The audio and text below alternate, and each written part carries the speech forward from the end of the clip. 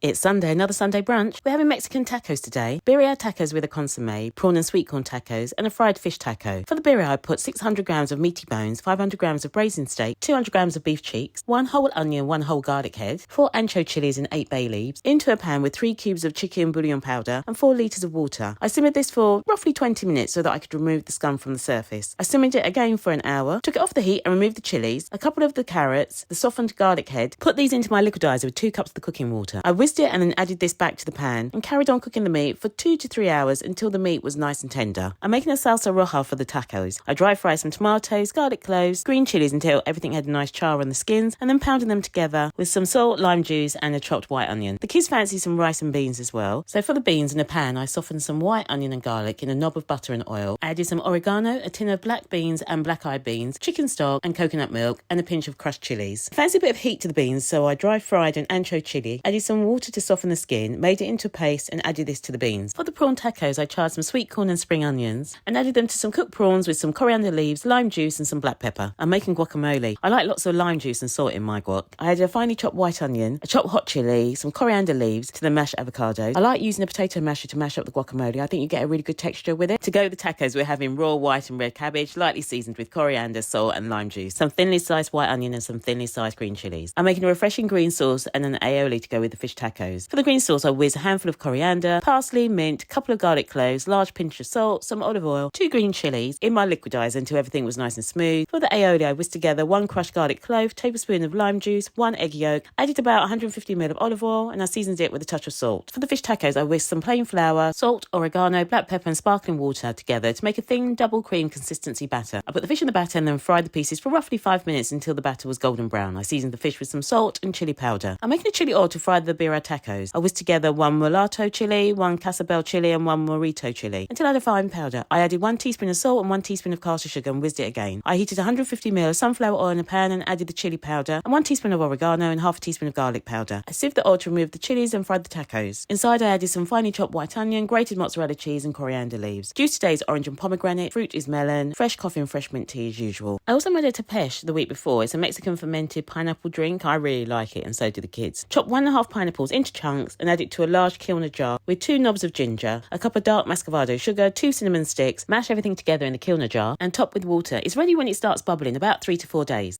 I always like the prawn one.